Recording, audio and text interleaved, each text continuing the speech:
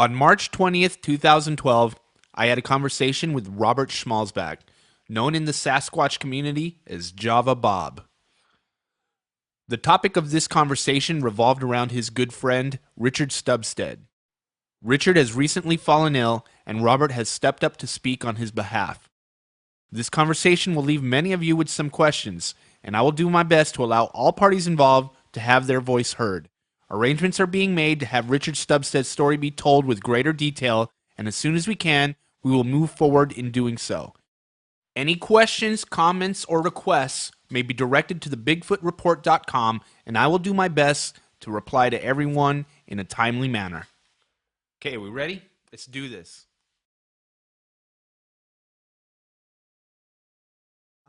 It's not, There you go. it's about 25 inches long, 28 inches long, I'm sorry. And if you'll notice, if I can get the toes in a little bit. Mm-hmm. Working on it. See how long they are? Yeah. This was found on a hill. So there's a good chance that it's really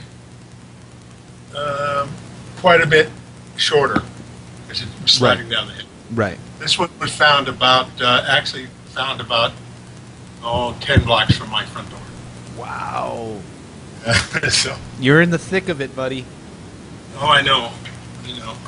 And so I got involved in this whole thing. I was here, and so many people had sightings, and Tom Biscardi showed up to investigate them, and that's where I met him. Now that you bring up his name, since we're on the record, you can say what you want and not say what you want. How does it feel like after the fact when some people might judge you by that? Have you had problems with credibility? You said that Melba didn't want to really. A lot of people, people like Jeff Meldrum wouldn't. He made me take his. I did an interview with him. He had me take it off their website, and everything, just because he had second thoughts about being with Tom. Right. Although he and I get along fine now. Yeah. It took a while. He works with us all the time now. So. Right. But he still is not in a hurry to have his name associated with mine because my name is associated with Tom. Right. Right. But we do work together.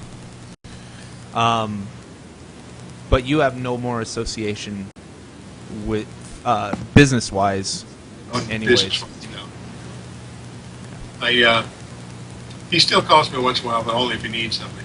Because, I took care of all the business. Well, yeah. I'll send you my diary from it. You can just okay. Right from the very beginning, you'll see what happens. One of the reasons. I'm just a freak when it comes to keeping records and stuff. Well, that's great. It comes in handy. Now, for people who don't know, Richard Stubstad, did I pronounce that right? Richard's name? Did. His background is engineering and statistics, correct?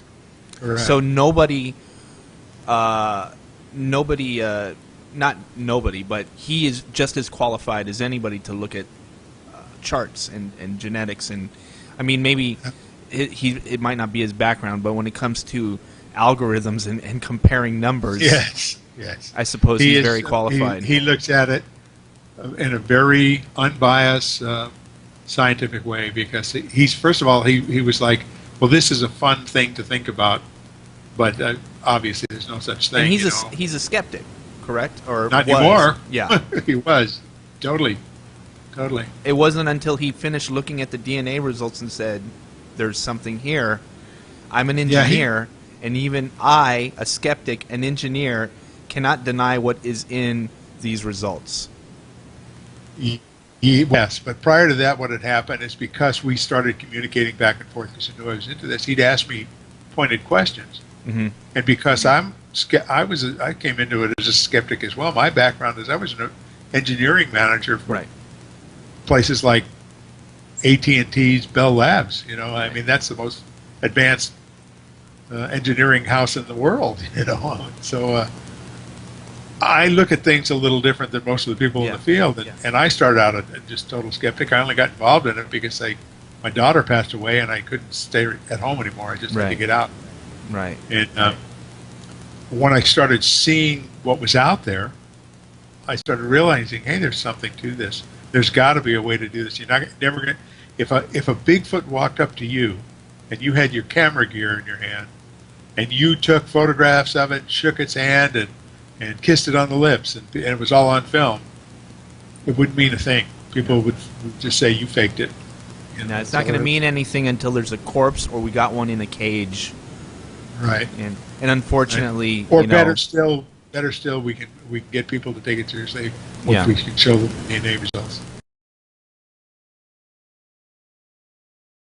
I'd like them to understand the truth here. That the bottom line is that this discovery, although a lot of people were kind of interested, I know Melba was working on this before we got involved, but she had no connection.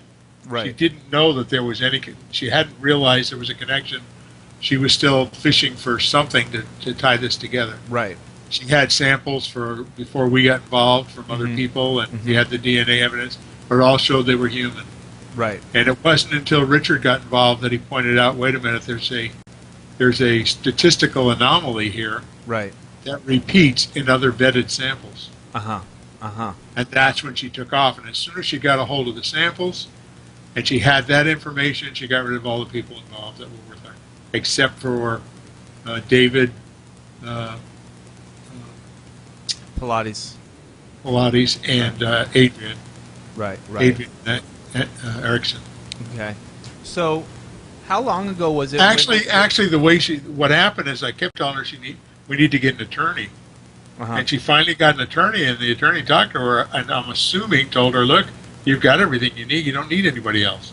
And she got rid of everybody else, which is against the law for her to do something. We were already in a corporation together. Right. And for her to do anything against the corporation is illegal in Texas and most states in this part, but that's what it amounts to. Anything that she could do that is not, anything she does to benefit her and not the corporation is illegal. Basically what it is.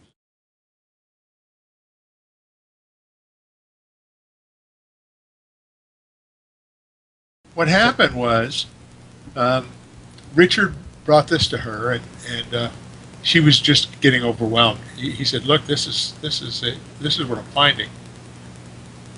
And she was getting overwhelmed, and she said, "Well, we need more samples." And he said, "Well, Bob may be able to get you more samples." So then she called me and talked to me, and she said she doesn't want me too involved because I was associated with Thomas Gardy. Right. She's afraid that would make it less credible. And I pointed out I hadn't been working with Thomas Gardy for quite a while, for other reasons than the hoax. A lot of people think it would do with the hoax. It didn't. It had to do with his business practice. Right. And so I might just send you that too. That'd be kind of fun reading. But I'm not a Bacardi basher. Okay? Right. So if I send it to you, it'll be for your entertainment. Okay. At any rate, she wanted to get these hands on her samples. She asked if there's anything I could do. I told you all that. Yeah. And I finally got her a couple of samples. When she had my samples and knew that she could get around me, she got rid of me. Well, then first, no, I'm sorry. Let me go back a little further. Sure. We decided that she needs to. This is a major announcement, a major discovery. But we need to protect it. We need to do it properly. And we started looking towards getting an attorney. Well, she lawyered up without us. We were still reviewing different attorneys and whatnot, so that we could protect ourselves. In the meantime, she asked me if I would come along and work with her because she didn't know how to deal with any of this stuff. So I started dealing with different people, like people from the History Channel, and I've made movies with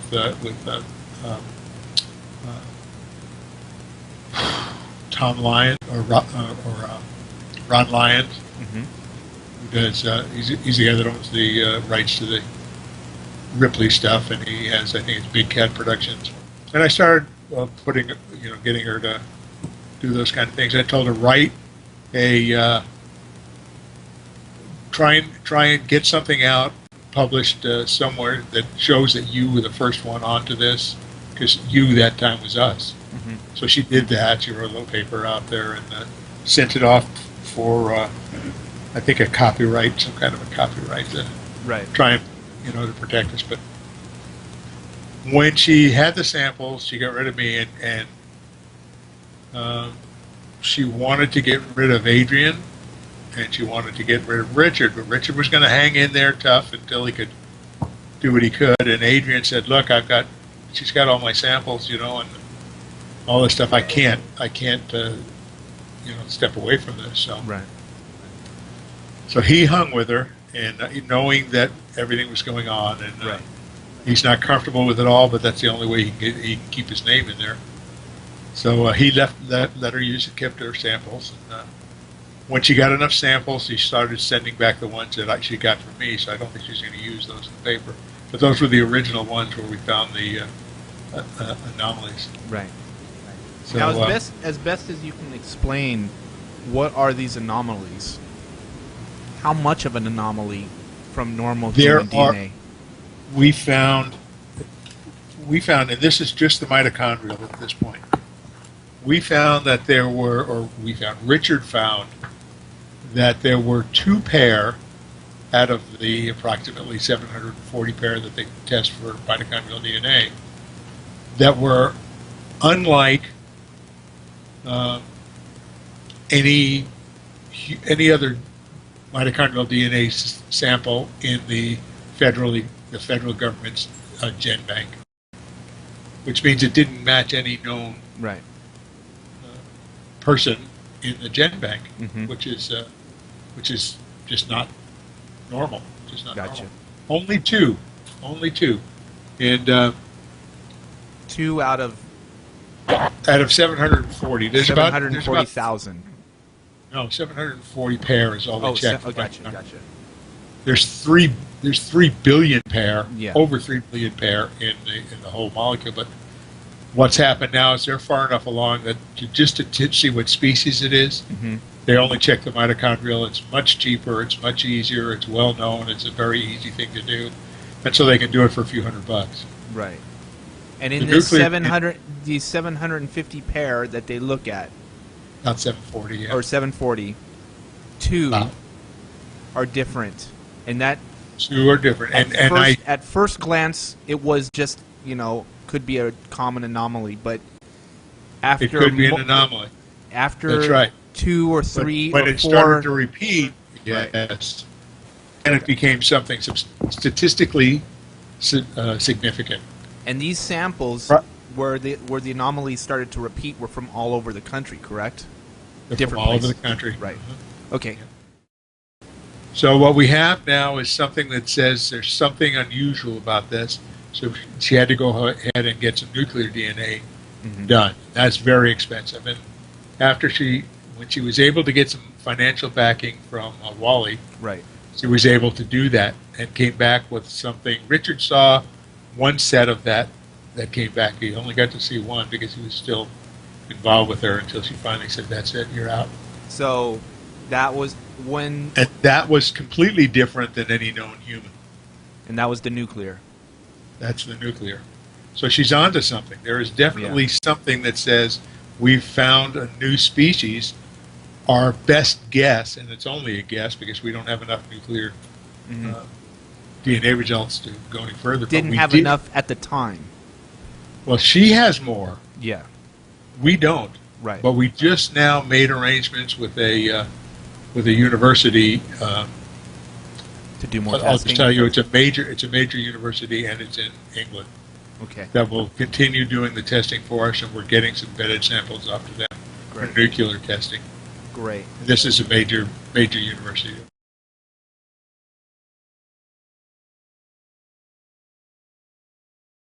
That's really a game changer, if it's done properly. And there's some question right now whether or not the peer review is legitimate that is going to take place here. And you're shaking your head already. Do you know something in regards to that? All I know is the first one she sent out They came back and said, this is not a scientific paper. Came back to her as totally unacceptable. There was no, nothing there to be tested. Nothing, it was just. Is that because of her background? She didn't really know how to write a genetics paper. Is that because she has no clue how to do anything on science? Yeah. Our biggest fear was when she was going to write herself, is that she was going to say that she believes it's Nephilim, which it may be. Nephilim, which are the giants of old that bred correct. With women, modern humans. Mm-hmm.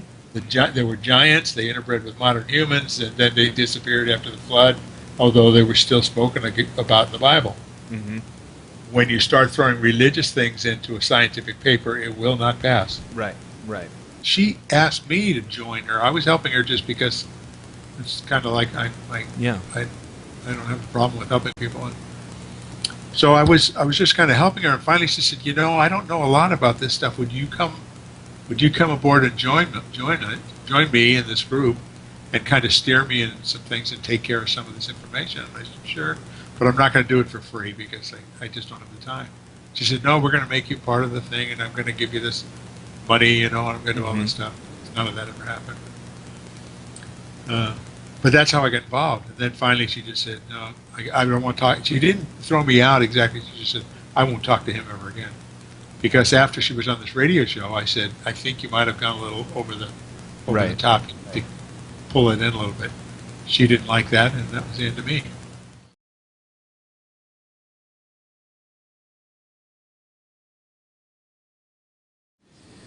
The DNA can we tell any of these things from the DNA? Size, color, weight, between. Yes. Can yes. we? That's all going to most, not exact weight, but right. Build and stuff like that. You can probably tell from nuclear DNA. You probably could from mitochondrial DNA, but then again, it would be my theory or my understanding is, I don't know this to be fact, but my understanding is that mitochondrial DNA actually comes from the outer wall of the egg. Mm-hmm. And the egg is always the mother's DNA. So it only comes from the mother, from mother to mother to mother to mother to mother. The nuclear DNA comes from the father, and that's when the two are combined and form an embryo inside the egg. So basically it's much more complex and there's a lot more stuff, but they can tell you what hair color there was, what eye color, all that stuff from that DNA, yes. Okay. So we'll be able to get more accurate details. Oh, absolutely. And my theory, again, I can't prove it, it's just a theory, they are different in different areas of the country. Yeah. The ones in the Midwest are much smaller. The ones in the temperate parts of the Northwest are very large. What is your personal opinion then? Did they migrate here along the the Bering Land Bridge? I suppose they have to. I suppose they have them in South America, though. I don't know if they're, but that there is some indication, like they say that the Native Americans are all from Asian descent. Right. But there's even Native Americans here that are probably from South America that have no Asian DNA at all. Right. So even that's, those are just things, they say them and people buy them, and that's a fact. Yeah, but if you do any research, you find out it's not necessarily the history of the human genome is complex. Very complex. I mean, we still carry Neanderthal DNA, I believe, in a large portion of our population. They only found that out because they just recently, the Max Planck Institute was able to develop primers to check the nuclear DNA and found it's indeed, this matches. We can now make primers for the Neanderthal. We've checked, we have their DNA on file, and now when we compare it with ours, there are matches. That's new. They didn't know. People incredible. Assume that DNA is a flawless science. It is not. Yeah. Now, of many samples, I can't tell you how many. The White River Apache Police Department responded to a call on a Bigfoot, and I talked to the officers that responded. I talked to the chief of detectives there, and they let us in their evidence room. They showed us the footprints. I mean, they were huge. And then they had some hair samples that they sent out for DNA analysis. One of the samples came out as man-made fiber, probably from a coat or something that was snagged on it. And the other turned out to be 99% human. 99% human. Well, that means that when they did the mitochondrial DNA, almost all of it matched everything they have on record for humans, so it had to be human. Right. Well, end of story for most people. End of story, and that has been the end of story for since they've started doing DNA testing. Right. I can't tell you how many times we sent stuff out that came back and said either contaminated or human. And then when we, now that we know this, if we went back, I'm sure we'd find that same anomaly. Right. That's why it's only 99% human or contaminated. Do you think we will document this creature? Eventually. Yeah.